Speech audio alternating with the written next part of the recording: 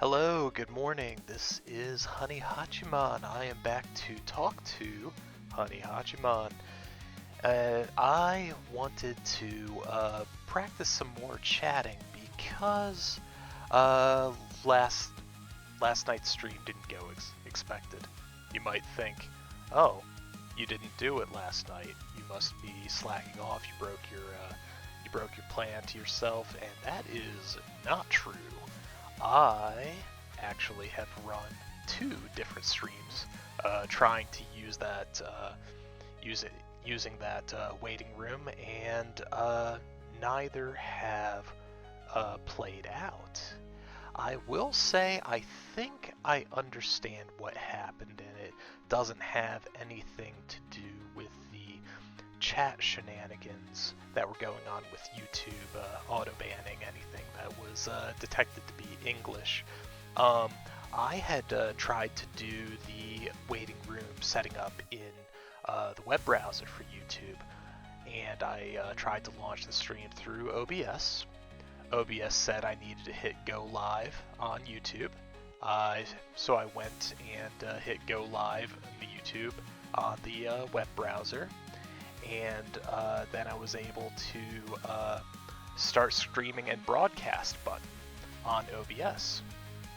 I then proceeded to, you know, follow the plan. I was going to test some of my higher performance games, and that went really well. That went really well. But I did get a little paranoid, and I wanted to check midway through stream that things were working. Just because things were a little odd looking in OBS. Like the recording looked good, but something still didn't feel right. So I opened up an incognito window and searched myself up, and as far as I could see, I was live. I was live as far as not being logged into YouTube and being an anonymous user is concerned. Um, and I still may have misread the situation. Um, I assumed that that YouTube was having difficulties, and that my VOD just didn't record, didn't save. But the waiting room was still there, waiting on Honi Hachiman to start stream at 5:30 p.m. He definitely missed his time slot that he scheduled for himself.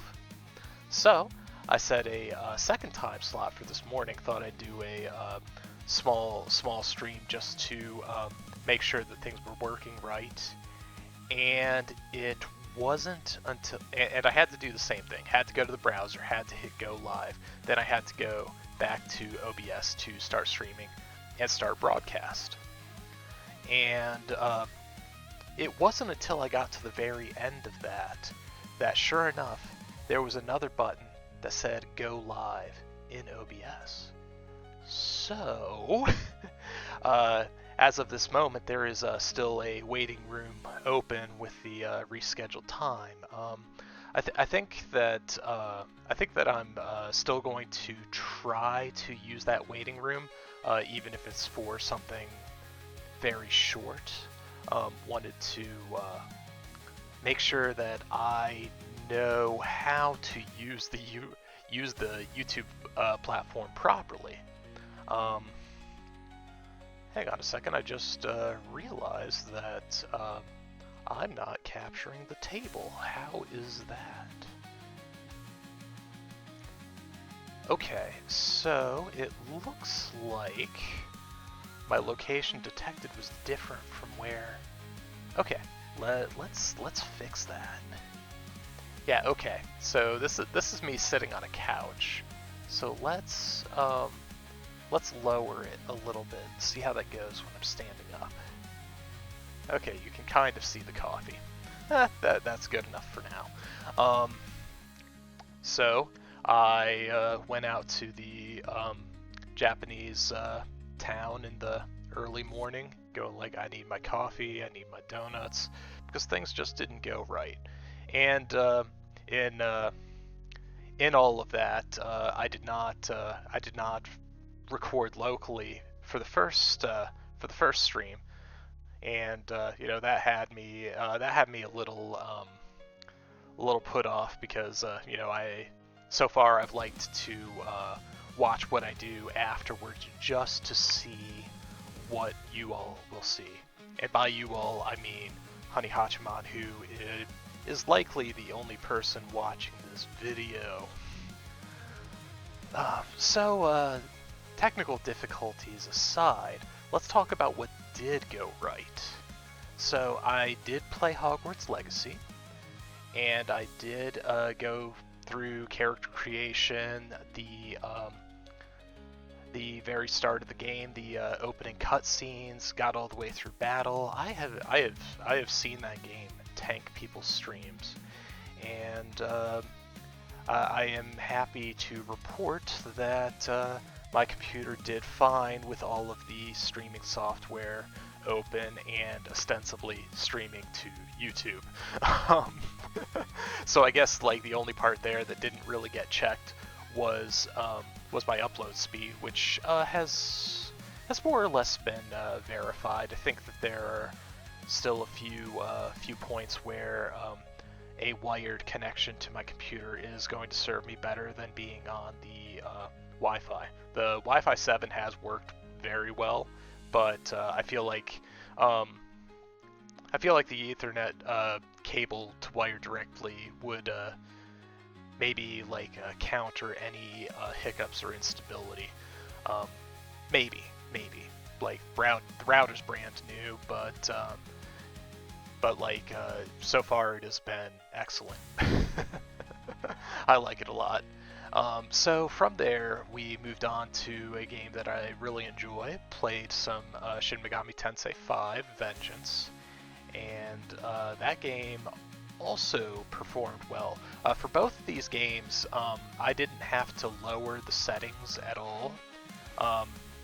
Nothing seemed to be running slow, or the video recording live that I was watching off to the side looked good. it looked good. So as far as in OBS, it looked good. I am curious how it would look on a stream. So like once you transmit up to YouTube. So I will probably I streamed for about an hour and a half and did Age of Wonders 4 on top of that, which may not have been as demanding, but it does have a lot more mods and expansions stapled onto it, so at times it can seem unstable, but it seemed fine. It did seem fine, so I am happy to report that. Now, as for the second stream, you are looking at take 2 of that, because I did more or less the same thing, which was talk about what happened the previous day. So that being said, I am not feeling well this morning. If I had like a tired eye toggle, it would be on. But I think that this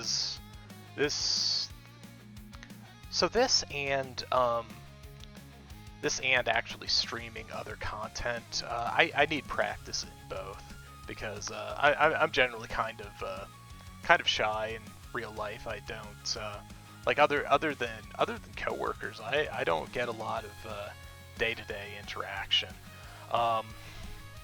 and that talking out loud to myself, well, that's also not something that I typically do. So at least this time, where I don't have anybody to talk to on YouTube, I will more or less be rambling, and that already feels more comfortable than I would have predicted. Yeah. And so if we we don't want to talk anymore. Well, we have one more thing technically. so far my transitions have been um, rough. They've been slow. They've been unwieldy, inconsistent, and I am definitely still learning. And there are two factors that will likely improve that.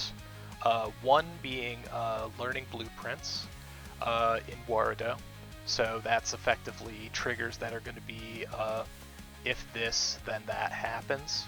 So that may streamline things a little bit. The other thing is just by researching what is a Stream Deck and figuring out that you're kind of combining functions into a physical button plugged into your computer seems pretty cool, and that how do we say? I think that that's going to be a similar type of learning. Warudo does have plugins to once again take said blueprints and have them work with Stream Deck buttons. So I am looking forward to how those work out. I, looking at myself, already know how much better my hand tracking looks today than it did on previous days, and that has a lot to do with the positioning of my camera and where I am standing. Fun fact, for every stream so far, I have either been at a stand-up desk or standing in my living room with my webcam. And I think that this roughly 4, maybe 5 feet at most from my face, having the camera in front of my face lets me reach to most places on the, like with my arms bent. I can reach to a good amount of the screen, which I am still very amused at how this works. Yeah, I was a little wary about how clunky the hand tracking was before, but now I'm more excited about it, that it's less of a technical issue to work through than I might have thought. Yeah, there we go. Yeah, you could kind of do it all here. Let's see. I think one of the weirder ones to do that people do is the hand heart. Yeah, and though my fingers are touching, they look really scared of each other on screen. So I guess if we're just gonna talk about what's been going on other than work, which I don't plan to talk about what happens there, what my work is or anything. That's not what I'm here for.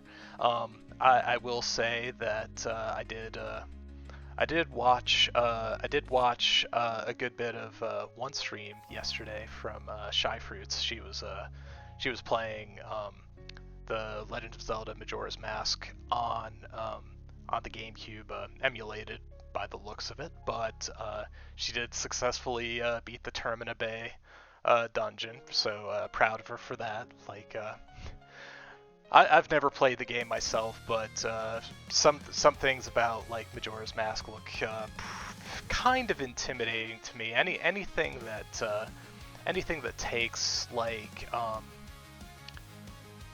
takes things on a time limit and losing progress as a consequence. That's I don't know. Like I think it depends on the game. I like a good roguelike. I really do.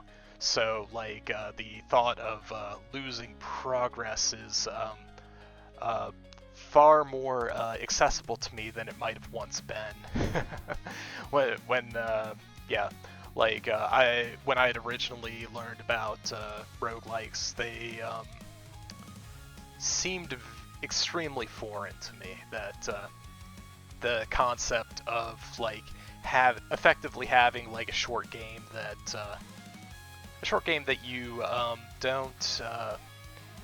don't retain a lot of progress. Like as somebody who has played a lot of RPGs, that JRPGs and stuff, that those are losing progress in those is can be devastating. But roguelikes have been rather satisfying. I do like, or I have spent a lot of time enjoying Vampire Survivors, Hollow Cure, Bone Razor Minions, Monster Train. Uh, there's been a fair few others that I've tried, but I've put a good deal of work, work, work. Yeah, there we go. There we go. Air quotes. Work into those.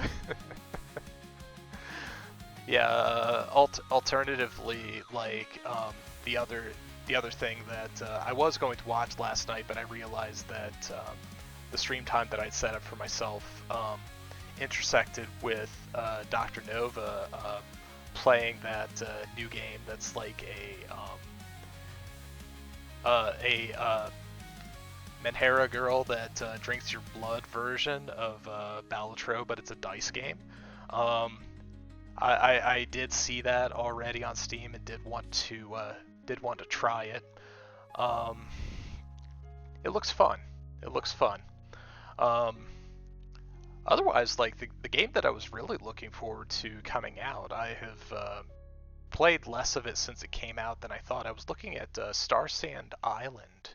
I think that it's got a lot of strong foundations, but I think it falls a little flat on the characters and development for like the social aspect of the game. So like it did just go into early access. I do know that, and as somebody who understands what a demo is, looking at the Discord, you find out that a lot of people don't really appreciate what an early access game is, especially in the early stages of it.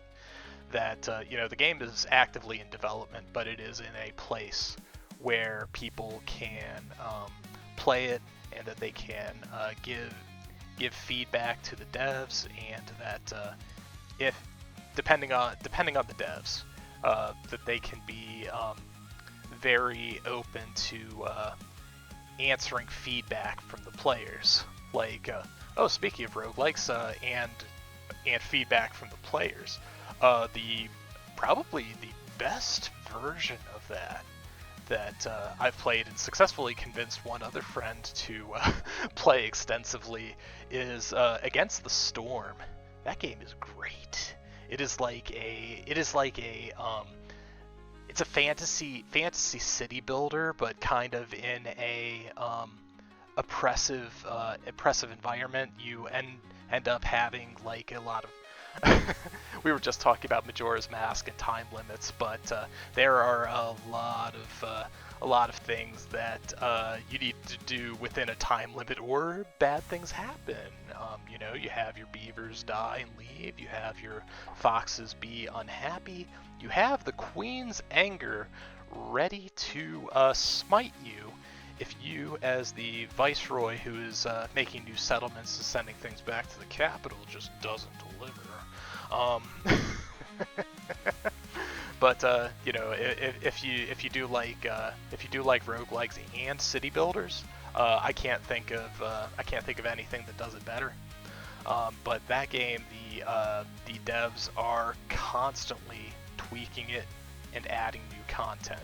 I think there have been 2 expansions to date as like full-on DLCs, but even without that, they release regular updates, and I think that's really cool if you're into playing a game continuously, which that's one you definitely can. And that I think that the meta progression in there is pretty good too. That as you play, you unlock new features or things that might be different options for how you do things.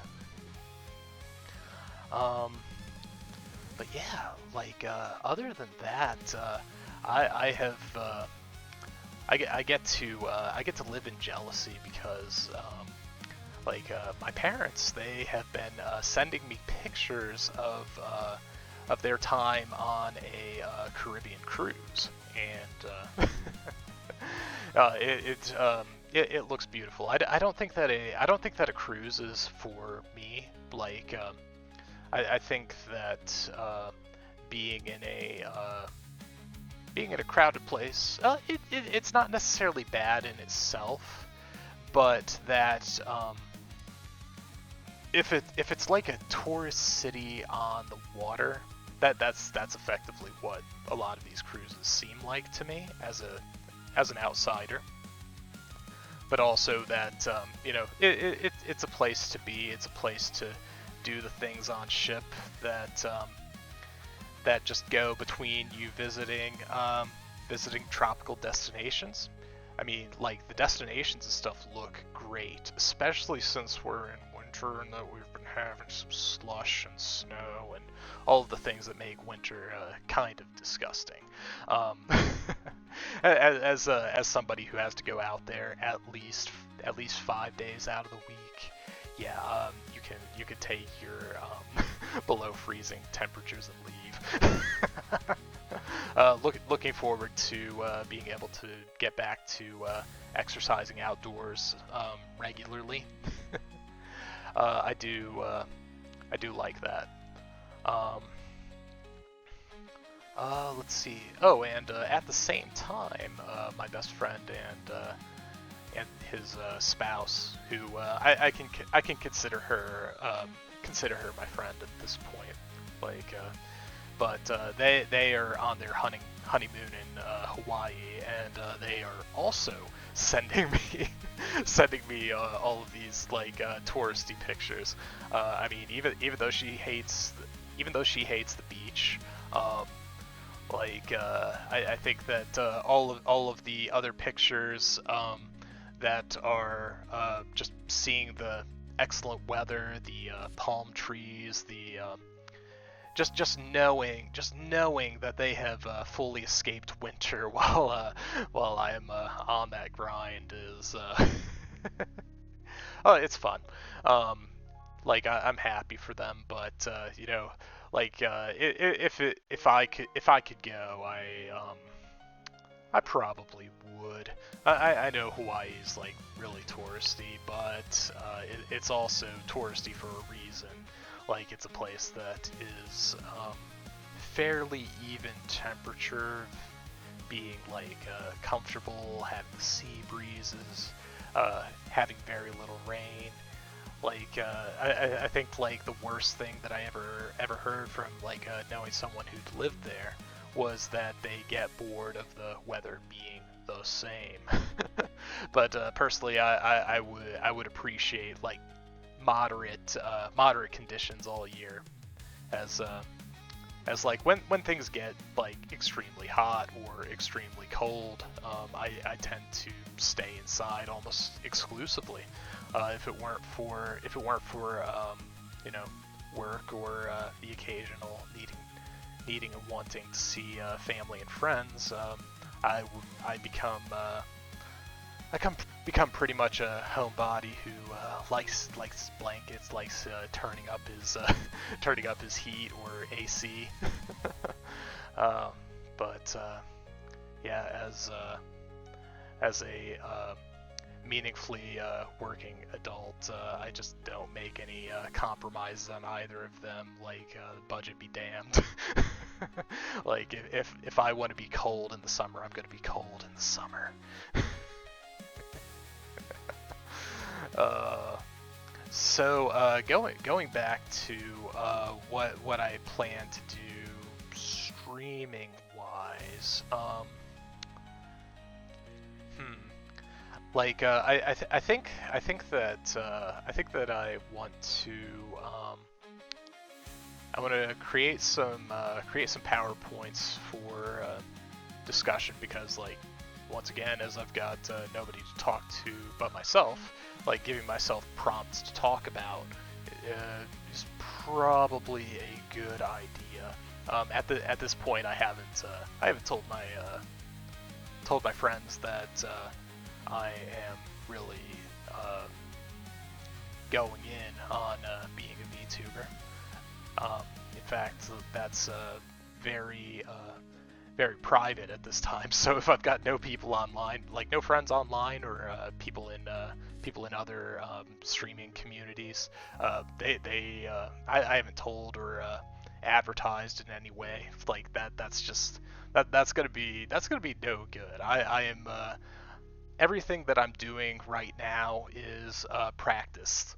Like we talked about early access games. This is early access streaming. The content isn't there, the interactions are not there, but I am learning things technically, and I'm getting practice at being more personable and letting my or pushing my shyness aside to be more fun. Because that's what I'm here for. I'm here to have fun. Like I already have a job where I make enough, more than enough to sustain myself. I don't need VTubing to contribute to that, and I'm already like dropping more money on hardware and art and stuff than maybe a responsible adult should. But it's a hobby, and I think that it has great potential for long-lasting fun. I can do some art stuff on my own, and would and could, but I do work full time, and I have to consider what is the best use of my time, and can other people do it better? Yeah, so on that front, like I think that my model here that I've made in Vroid Studio is very basic, but it at least has like the warm color tones that I'm kind of looking for. I do have an artist out there on Etsy, whether or not they want to be advertised. None of their art is likely to ever appear on stream. They are there purely for concept and making a character sheet. So like from there, like I will be commissioning a 3D model, but as is, like I'm having input on design, but I'm not doing the design myself. I don't think that's necessarily bad as an indie who is trying to make everything work by themselves. I do feel like I can focus on other things if I'm delegating the things that would otherwise take me a lot of time. So at this moment, let's see, today is the 26th of February. I just got a notification from them that their approximate date for having a character sheet is roughly the 20th of March, so we're a little less than a month away. And of course, I need to give my creative feedback, and I do have one friend who I'm probably one, maybe two friends who I am likely to get secondary input, because like I don't think that having myself exclusively choose an ideal form for myself is necessarily good. If I have friends who know me, or friends who are shall we say attracted to male anime characters, then I think that I can get better give better direction to the artist who is more or less like putting my design together. So like I am very excited. I haven't seen line art or anything yet, so I don't know quite how that's going, but I think that their the artist's best features on their Etsy listing is how expressive their faces are, and that's kind of what sold me on them. Personally, I'm against the use of AI art. I'm fairly cold towards anything AI in general. It's like just by knowing artists, and of course like seeing how AI gets used in other areas of my life. I don't have a lot of enthusiasm for AI use. Now I did see that what is it? What's the iFacial mocap on the iPhone? That does use AI.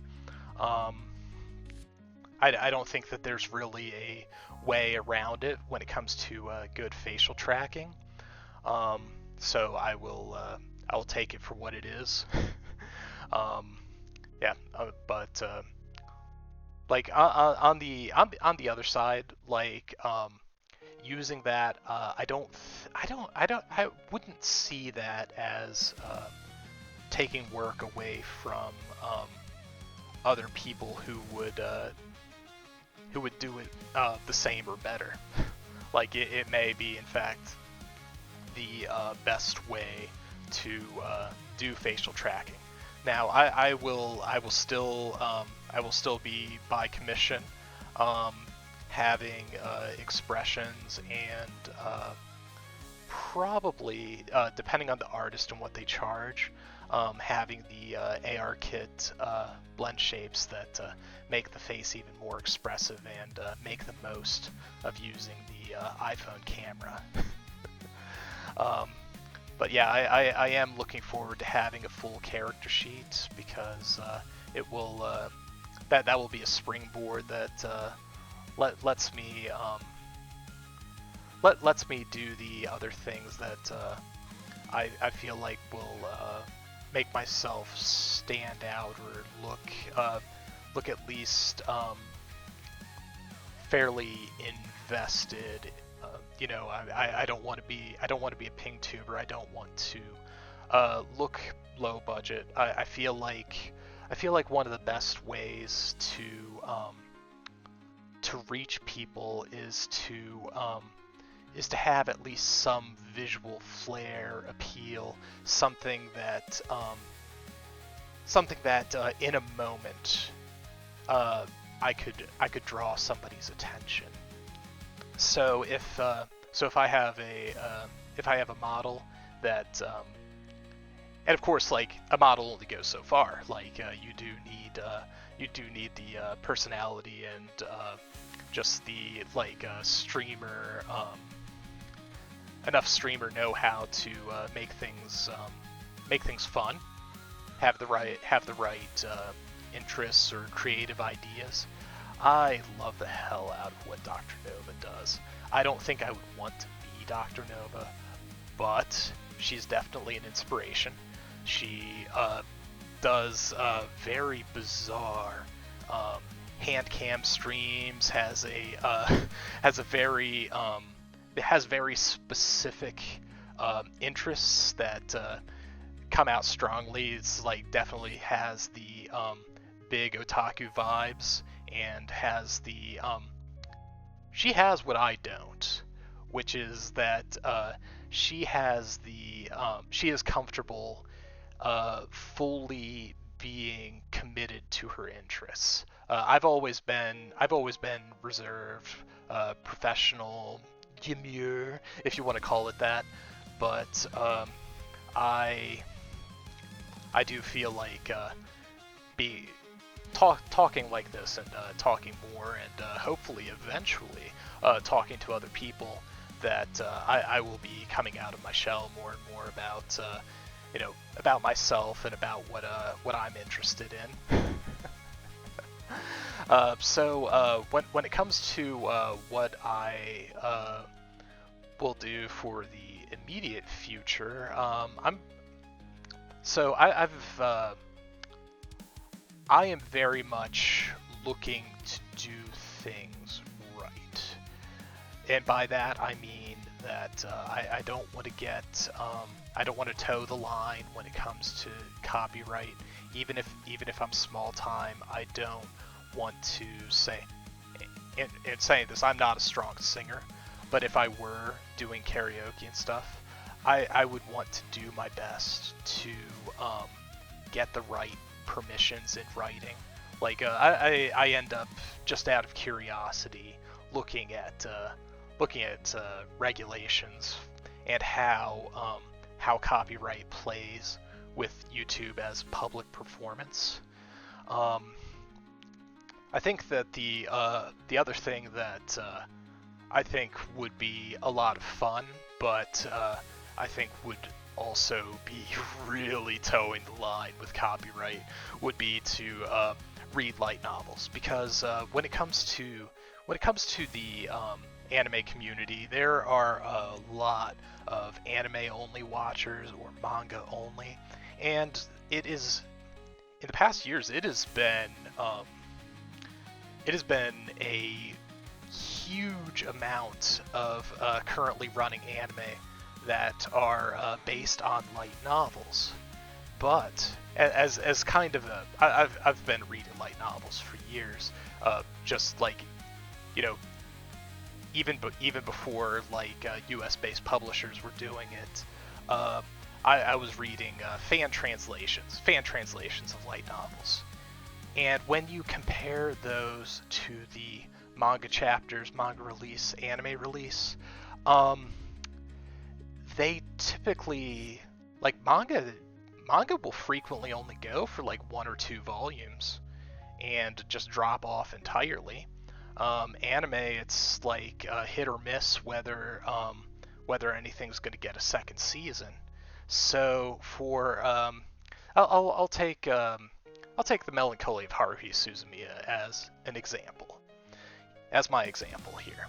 So that had a very popular first season. People liked it. It had a second season which was very divisive, and I think that the choices of the director there really kind of tanked any future that anime had. Because even reading the light novels, the decision for Endless 8 is baffling.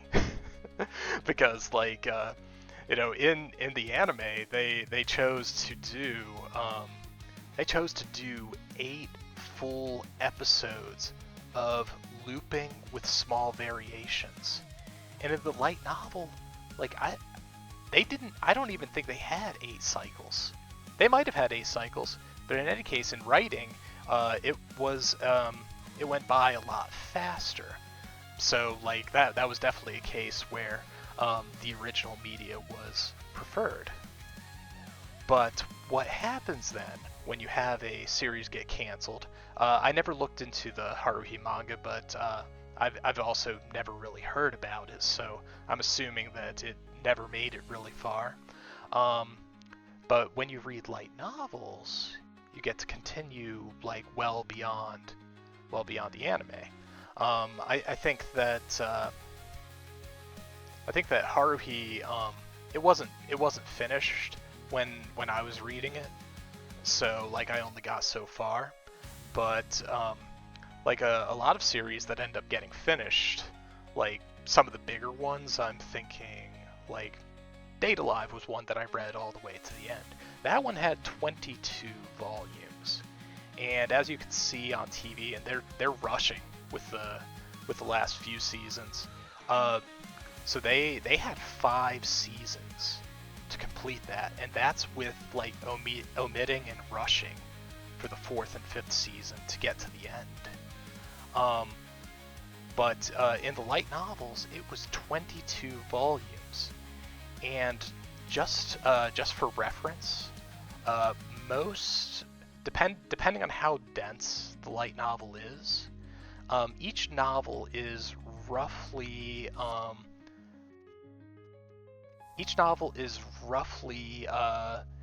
3 to 4 episodes. So if you think a 12 episode season, that's 3 volumes. You take 22, that would be 7 seasons if they were stretched out.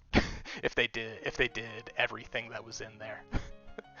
But it's also kind of fun when it's like an anime series you already know, and that I can't think of anything that deviates from this, but all light novels that I can think of right now are told in first person.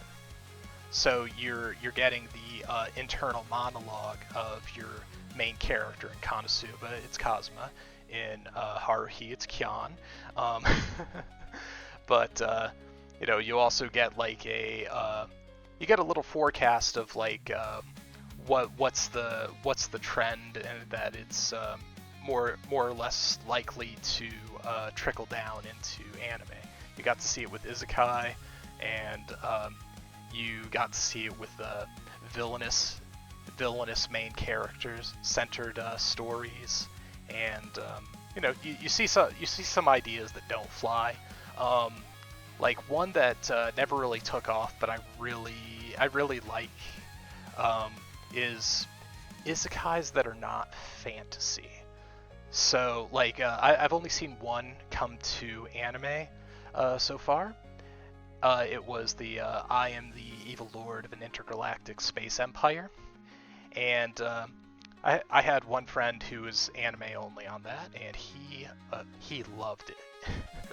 I still enjoy the light novel for it, and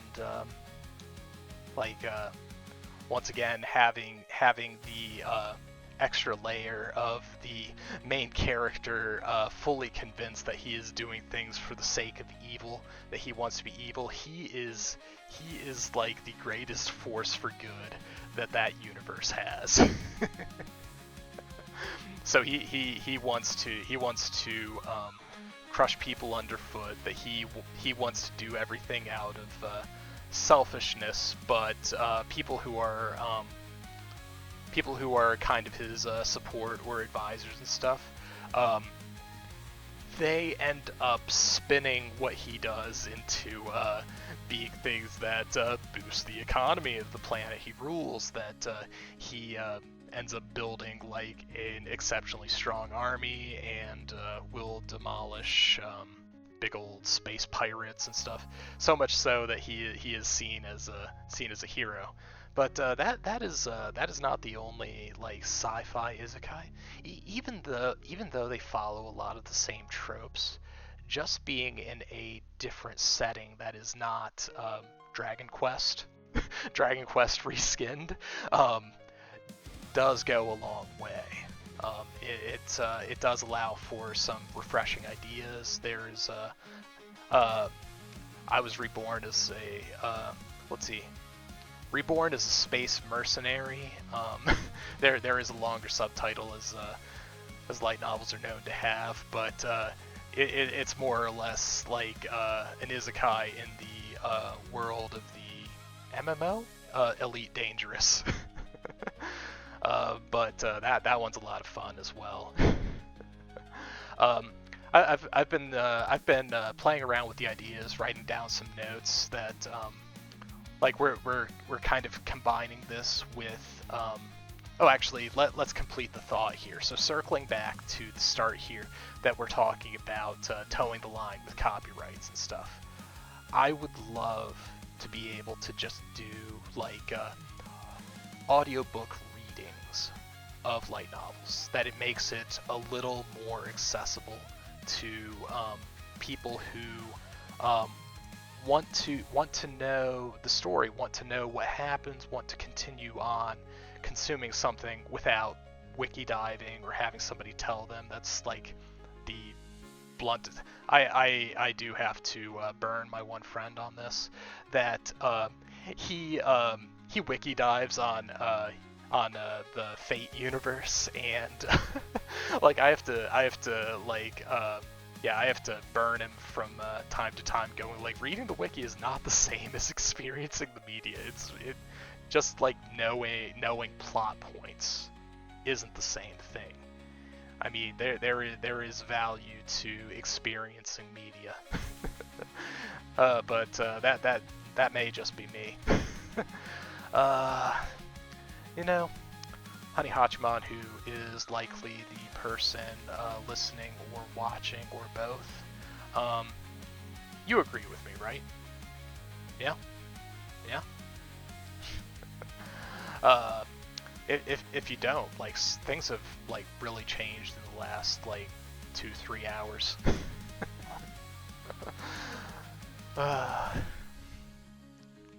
Man, but, going on the next direction that nope, still didn't finish the thing about copyright and towing the line. So it looks like for a lot of U.S. releases that Kadokawa is the license holder, and that a lot of the publishers here are on the, like, taking these series on lease from Kadokawa. So like even if I was to pursue permissions to do that, I'm not sure if it would be from the localized publishers, or if it would be Kadokawa proper, because I think that any types of dealings with U.S. publishers might be a little easier than dealing with a Japanese company. You hear all sorts of nightmares about the dinosaurs at Nintendo and Sega and pretty much any of the other ones, that they are very stubborn and traditional in the sense that they come off as tone deaf when it comes to any ways with how the world works in the year of 2026, or even in the last like 30 years. I think it's fun, like you know, as long as like I'm just rambling about my own personal interests, I really do enjoy listening to Pat and Wooly, and even the Special Best Friends cast before Castle Super Beast. Like I let's see, I think it was the chatting stream that didn't get saved that I talked about, that I don't really follow mainstream game news unless it's from Atlas, who I have kind of followed since before they were acquired by Sega. They're really like you know, SMT and Persona used to be like my favorite franchise. I'm a little more diversified and a little less passionate about those games as I used to be. Maybe it's that I'm like further and further from being a teenager. Call me Unk if you will. But yeah, like interestingly enough, like podcasts like Trash Taste and Castle Super Beast are like the only places I end up hearing about the news for mainstream gaming. which is extra fun, because Pat and Wooly do not see themselves that way, and they openly declare that they are not. But you know, they are probably the most candid. I used to watch and listen to the Giant Bomb cast and watch Giant Bomb content fairly regularly, but you know, ever since they had their like kind of big exodus when Vinny Caravella and Jeff Gerstmann left, I kind of fell off as well. But I've gone back and seen like some of their newer stuff, like the Blight Club. I do really like the Blight Club. That is where, like, yeah, I could describe the Blight Club here as it may not be the most popular thing to watch. So the Blight Club is effectively where three guys. Giant Bomb is all journalists or ex-journalists, video game journalists. So their experience is more with reviewing and being part of the press cycle and all that. They are like me. They're not the strongest gamers. They that they may not be especially good, but Blight Club is effectively where the two who are not playing choose a bad game, like a traditionally known bad game, like Ride to Hell, Rascal, Bubsy, things that are just known to be a pain. Superman 64 as well. That one was actually pretty special. But that they force the person who's playing to play for 2 hours a week until they finish. So it's not only they're going to play a bad game, they have to finish it. They have to finish it, and they have to wear a costume. Which costume is also provided by the two people who are not playing, and they kind of play on a rotation. It's pretty fun. The last I saw, they had like 100 and some episodes, so it means they've been going for like 2 years on it. So like, you can kind of pick and choose, but like I think kind of the highlights there are probably playing Sonic the Hedgehog, the 2006 one, and Superman 64. Like those ones were real good. If you need to take a recommendation on which ones to dip your toes in, those are pretty good. Have a lot of fun.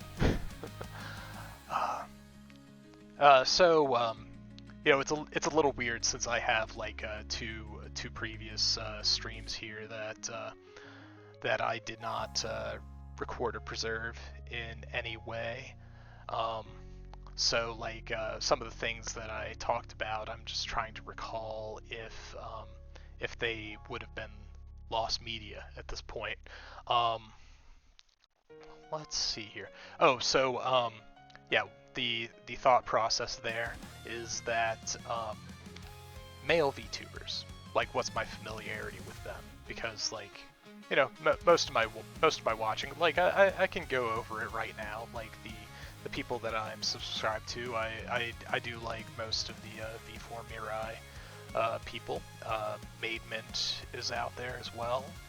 Shy Fruits is pretty small but great. Highly recommend checking her out. Then there is Lord Athelstan, who he and Sea Dog VA are kind of like my male streamers that I don't think I can or would be like them, but just the variety and fun that they have are inspirational. I have watched Machina X Flayon of Hollow Stars a bit. Like I've seen him as guests on other streams, but also I've watched stuff on his own channel where he's by himself.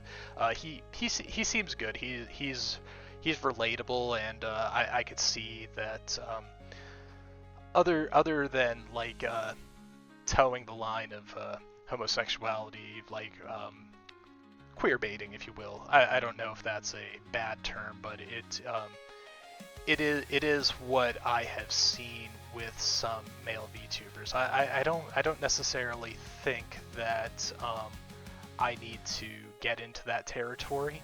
I can definitely appreciate like good-looking anime characters and stuff, and like for good design or just like cool characters in general. Watching a good reverse harem is sometimes fun. Like Ouran High School, of course, is a classic, but I've also watched the remake, all 3 seasons of Fruits Basket. That's pretty great.